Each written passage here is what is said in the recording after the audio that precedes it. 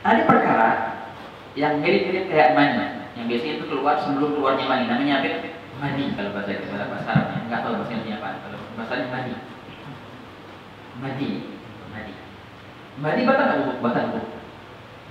Jika orang keluar mani itu batal wudhu. Wah, ini ada cerita dari Sayyidina Ali radhiyallahu anhu. Sayyidina Ali dulu pernah mengeluh.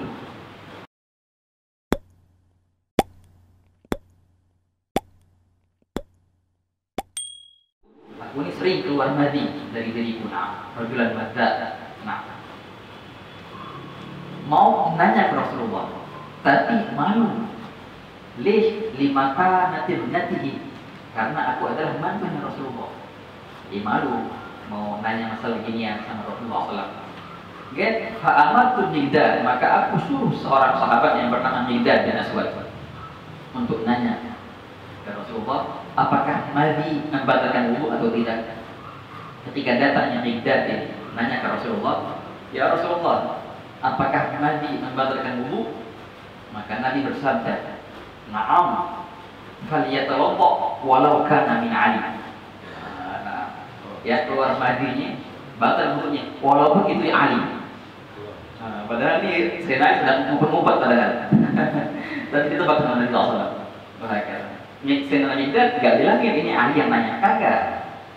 Nabi bilang walau kana Ali, walau kana min Ali, walaupun yang nanya itu siapa? Ali. Jadi mani batal ya.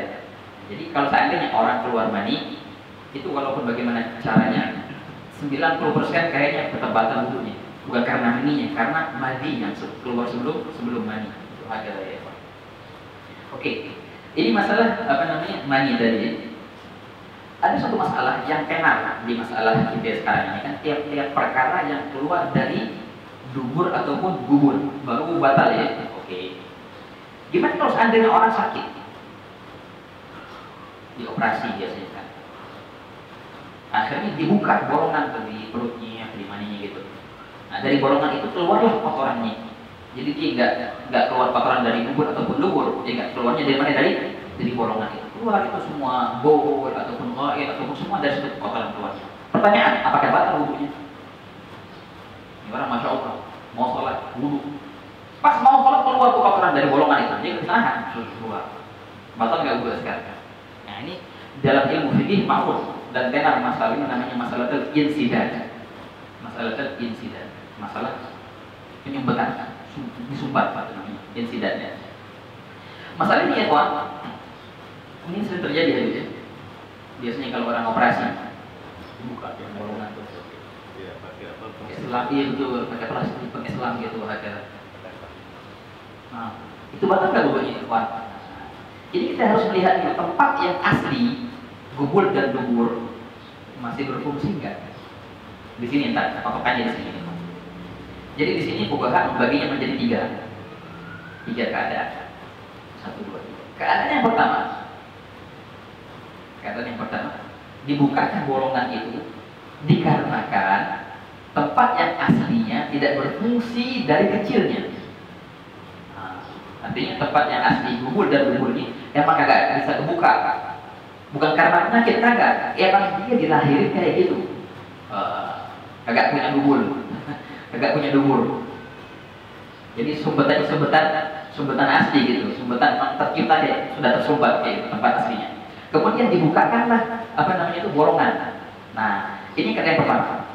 Kalau begini ceritanya, kalau seandainya tempat yang asli itu dubur dan dubur emang sudah tersumbat dari dulunya, tercipta dalam keadaan tersumbat, maka hukumnya apa? Maka tiap yang keluar dari bolongan manapun itu membatalkan wudu juga. Dia buat bolongan di perutnya, tiap perkara yang keluar dari bolongan itu batal wudunya. Dia buat bolongan di dada, contohnya. Dia buat bolongan di tangan, contohnya. Dia buat bolongan di pala, contohnya. Agak ada sih. Tapi kalau aneh ada, tetap batal wudu dengan tiap perkara yang keluar dari bolongan dimanapun. Teman, di badan, di bagian manapun di badan. Ini kapan? Kalau seandainya tempat yang aslinya memang nampak dari awal. Ya. Bahkan Al-Imam Ibnu Hajar dia berpendapat keluar apapun, walaupun keluarnya itu dari tempat yang memang sudah bolong, seperti mulut contohnya. dia muntah, dia berderek, itu batal wudhu. Apa aja keluar dari mulut pun, dari hidung pun, dari telinga, setiap apa yang keluar dari tempat manapun, walaupun memang tempat sudah bolong, tetap batal wudhunya. Ada yang dari Imam Ibn Hajar. Ini kapan? Karena pertama ini kapan ya kawan? Kalau seandainya tempat yang aslinya sudah tersumbat semenjak kecil, artinya tercipta kayak gitu. Ini yang pertama, ini jarang ya. Oke, yang kedua, ini sering terjadi. Dibuka bolongan itu dikarenakan tempat yang asli, gubul dan dubur, nggak berfungsi karena penyakit. Artinya tadinya berfungsi itu tempat, tadinya biasa dia buang air biasa. Gara-gara sakit, mampak tuh adanya tempat. Nah, berarti tersumbat karena penyakit ya. Kemudian dibukakanlah bolongan. Nah, pertanyaannya apakah batal wudhunya dengan perkara yang keluar dari bolongan itu? Jawabannya kita lihat di mana bolongannya. Fuqaha bilang kalau seandainya bolongan itu dibuka di bawah lambung, dari lambung ke bawah, mereka kasih patokan dengan pusar. Kalau bolongan itu adanya di pusar ataupun di bawahnya pusar, di bagian perut ya, maka batal wudhunya. Apapun yang keluar dari bolongan itu, antar pusar sampai kemaluan, itu batal wudhunya. Apapun itu, darah ataupun yang kotoran.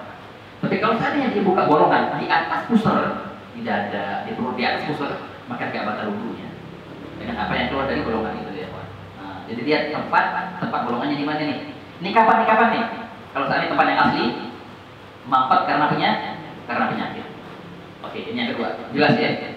Oke. Keadaan yang ketiga, dibuka bolongan ya, di perutnya atau di mana? Tapi tempat yang asli itu, gubul dan dubur masih berfungsi. Agak mampat enggak. Masih berfungsi itu, masih syara'an, masih bisa dia buang air dari gubul ataupun dubur. Tapi dibuka juga tempat lain selain dua itu. Nah, kalau seandainya begitu ya, tempat yang asli masih berfungsi dan dibuka juga tempat lain, maka enggak batal apapun yang keluar dari bolongan itu. Selagi tempat yang asli berfungsi. Yang batal cuma kalau keluar dari tempat yang asli baru batal. Selagi yang asli berfungsi, maka tidak dianggap bolongan manapun, nggak batal. Walaupun yang keluar, contohnya kotoran ataupun enggak. Selagi yang asli berfungsi, maka nggak batal. Kecuali dari yang asli, ini yang keadaan yang ketiga. Oke, inilah tiga keadaan di masalah insidat. Nah, jelas kan? Oke, atau mungkin ulangi dengan ringkas. Masalah insidat,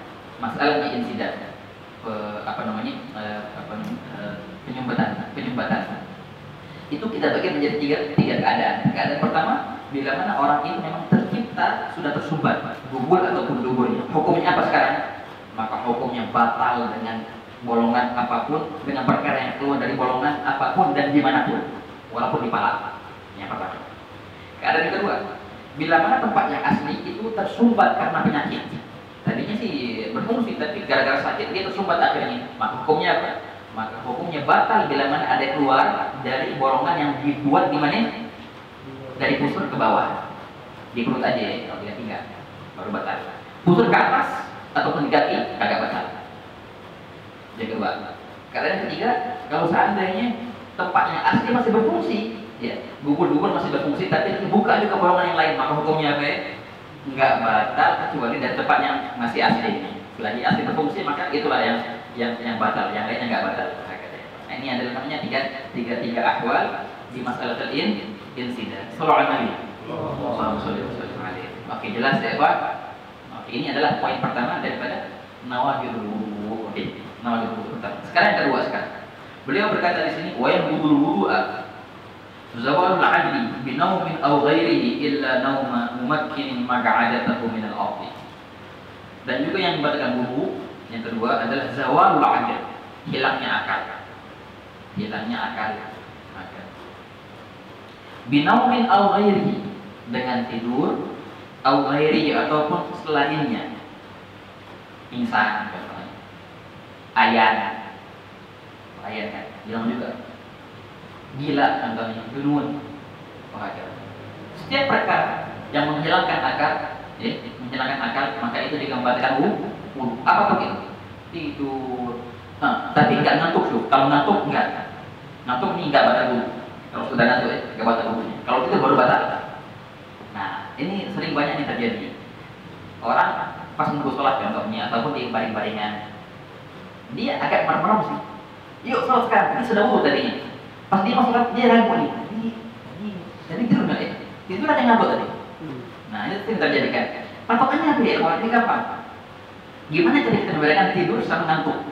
Fuqaha di sini kasih pobet. Dia bilang kalau tidur itu ente kagak dengar sama sekali, nggak dengar apa yang di luar, itu tidur namanya.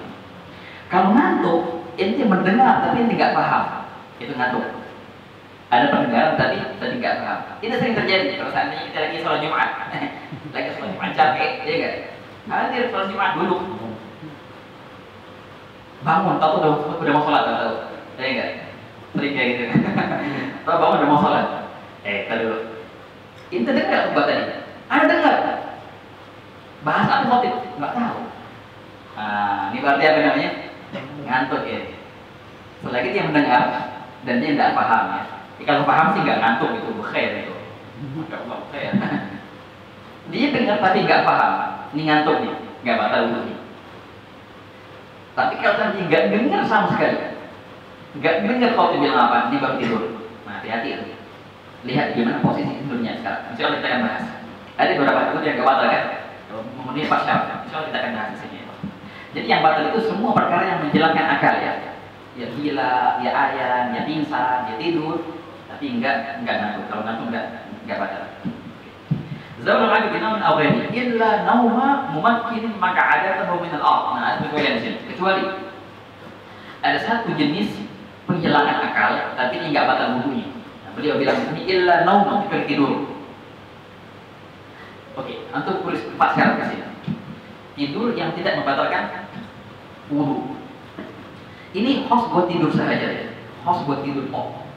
Kalau memenuhi 4 syarat ini maka nggak batal. Di sini maksudnya menyebutkan satu syarat saja. Dari 4 beliau sebutkan satu. Oke. Nauma mumakkin maka ada tahu min al-ard. Mumakkin yang tetap. Maka ada tahu tempat duduknya minal ardi dari bumi. Itu arti ibarat di sini yang tempat duduknya dari bumi. Maksudnya apa di sini ya? Oke. Ini adalah syarat pertama. Kalau ente mau tidur dan nggak batal wudunya dengan syarat tidur itu harus menetap tempatnya. Maksudnya apa? Oke. Maaf kata, orang duduk yaitu duburnya karena kebuka kadang tertutup. Tidur yang nggak batal wudu bila mana duburnya itu tertutup. Sekiranya kalau dia mau buang angin nggak bisa. Nah itu arti mobil patokannya. Sekiranya kalau dia mau buang angin nggak keluar angin itu karena duburnya tertutup rapat. Itulah arti daripada makin maka ada terminal of yang menetap tempat duduknya dari bumi. Sekiranya sangat-sangat itu rapat sekali kedua pantatnya atau pahanya gitu. Sekiranya kalau ada angin mau keluar nggak bakal keluar tuh angin. Itulah yang wudu yang nggak batal, yang tidur yang nggak batal wudunya. Maka ini syarat pertama. Dalam posisi apapun, ya yang biasa sih kalau itu harus duduk kayak gini, harus duduk sila, harus kayak gitu. Ya. Duduk loncoran contohnya, ataupun jongkok, ya kagak rapat, ya itu kan. Apalagi kalau berbaring, ya pasti nggak rapat banget. Kalau dia tidur berdiri gimana ya Pak? Dia lihat ini. Sekiranya keluar angin bakal keluar nggak angin tuh? Kalau dia berdiri tapi dia nyender, contohnya dia senderin bokongnya itu ke dinding, ya, rapat juga. Ini patokannya nih. Jadi mau tidur berdiri, mau duduk, mau berbaring, mau bukel balik, yang penting rapat duburnya. Sekiranya angin mau keluar nggak bisa, itu babitnya. Nggak harus duduk kok. Oke, ini syarat pertama ya Pak. Syarat kedua. An yakuna mu'tadilal khilqah. Artinya apa? Orang yang dinobatkan wudunya nggak batal dengan tidurnya itu harus orangnya artinya standar pola badannya. Nggak kurus banget dan nggak gemuk banget. Itu syaratnya. Yang standar. Ya kayak antum semua ini lah, standar semua kita insya Allah. Jadi kalau kita duduk kayak gini insya Allah nggak batal wudunya. Tapi kalau orang yang nggak standar pola badannya, artinya kurus banget, cekik contohnya. Itu katanya ikhwan, walaupun dia duduk dengan begini, kagak bakal rapat dia punya dubur. Makanya batal duduknya walaupun dia duduk. Atau orang yang gemuk banget, sangat banyak lemaknya. Itu kalau seandainya angin keluar, ya keluar angin. Si lemak nggak bisa nahan angin itu. karena saking gemuknya juga batal wudhunya, walaupun dia duduk kayak gini tidurnya. Nah, makanya kita bikin syarat harusnya orang itu apa namanya mu'tadil khilqah, pola tubuhnya itu standar, kagak kurus banget dan juga kagak gemuk banget. Nah, jelas nih syarat dua ya. Enak rasa ya, hampir semua orang lah standar, jarang banget sih orang kurus sampai kayak gitu banget. Banyak orang kurus tapi nggak kayak gitulah, nggak sekiranya kalau dia duduk, kalau angin mau keluar pasti keluar, nggak bisa dinahan, tulang semua isinya. Ya jarang kayak gitu, ya enggak. Atau gemuk banget, sampai angin mau keluar pasti keluar angin, si lemak nggak bisa nahan. Bukan lagi gemuk, lemak yang nggak bisa nahan. Ya itu mah jarang kayak gitu. Tapi kalau yang ada orang kayak gitu, ya jelas tetap batal wudhunya walaupun dia tidur duduk. Oke. Ini syarat berapa? Syarat kedua ya. Oke. Syarat ketiganya apa ya, Pak? Syarat ketiganya an yantabih 'ala al-halati allati nama 'alaiha. Sekiranya bangun dalam keadaan yang dia tidur dalam keadaan itu. Ini ya nggak berubah keadaan. Diharuskan orang itu ketika bangun harus keadaannya ketika bangun mirip seperti keadaannya ketika tidur. Baru nggak batal wudhunya. Contohnya Anda duduk kayak gini berwudhu, kemudian Anda tidur. Anda bangun kayak gini tetap kayak gini. Nah, baru nggak batal wudhu. Tapi kalau seandainya Anda bangun di tempat lain, walaupun dalam keadaan duduk juga kan, Anda nggak berbalik, ada dalam keadaan duduk juga di tempat lain. Nah, berarti batal wudhu sekarang. Karena ente bangun bukan dalam keadaan seperti yang kau tidur di situ. Tempatnya harus sama dan bentuk duduknya juga harus sama. Tempat yang sama tapi bentuk duduknya berbeda sekarang, batal wudhu sekarang. Nah, jadi gitu syaratnya. Pas bangun harus keadaannya seperti dia pasti itu. Kalau berubah batal wudhunya. Oke, ini syarat ketiga. Syarat keempat ya ikhwan, alla yukhbirahu ma'sumun binadhihi. Ini syarat keempat ini jarang sebenarnya. Alla yukhbirahu ma'sumun binadhihi. Sekiranya tidak ada orang yang dalam martabat maksum. Oh, maksum ini.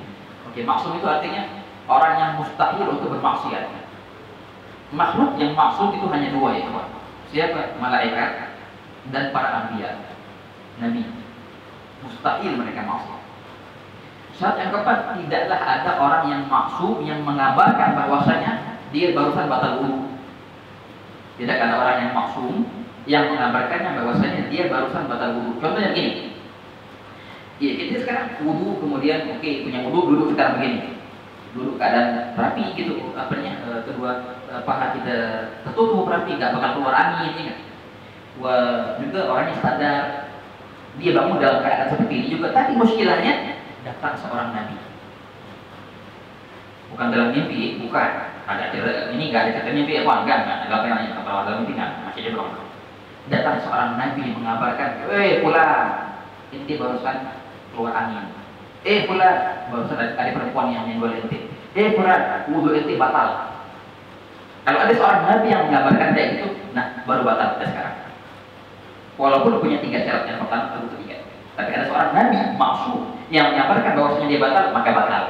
Emang ada nabi. Ini cerita kalau Nabi Allah Isa AS datang. Kalau seandainya Nabi Isa, kalau seandainya sih, ada mu'tamad. Yang bisa membatalkan wudhu hanyalah kabar dari seorang yang maksum. Ini mu'tamadnya. Al-Imam Ibnu Hajar menambahkan, enggak harus maksum. Wa kana 'adlun, dia bilang, wa kana 'adlun 'inda Ibnu Hajar. Enggak harus maksum. Kalau seorang itu orang yang adil, orang yang adil itu artinya orang yang taatnya lebih baik daripada maksiatnya. Orang yang masya Allah dia pokoknya, masya Allah bukan, wah ini walilah atau wah ya jarang maksiat atau enggak pernah sama sekali. Habaib ataupun kiai ataupun ulama, kita lagi tidur, dibangun, ya dia bangun, dia ngabarin, Tom, batal wudhu barusan. Ini yang ngabarin siapa? Ustaz contohnya. Ini Ustaz, masya Allah, agak pernah maksiat yang saya lihat. Batal nggak wudhu sekarang? Yang ngabarin bukan maksudnya, hanya seorang yang ada, yang ngabarin, nih wudhu ini baru batal. Apakah wajib kita mengambil perkataannya, berarti kita batal atau enggak? Enggak, dia enggak maksud kok. Nah, ini jelas. Kalau Imam Ibnu Hajar bilang batal. Jadi yang ngabarin enggak harus maksud. Walaupun orang yang adil itu bisa membatalkan wudhu kita dengan kabarnya. Wah, ada yang dari Imam Ibnu Hajar. Kata Imam Romli kagak. Kita nggak terima kabar kecuali dari siapa? Dari orang yang maksum baru batal. Yang nggak maksum nggak batal. Jangan percaya katanya gitu. Kata yang orang dikatain Hajar, dia harus percaya juga. Ini orang masya Allah orang yang ada. Selagi dia ngabarin berarti ya udah batal kita sekarang. Jelas ya Pak? Nah ini adalah apa namanya perkara yang kedua yang membatalkan wudu ya. Nah dari yang nomor 2 ini Imam Syafi'i mengambilnya dari hadis al-'ainu bika usah.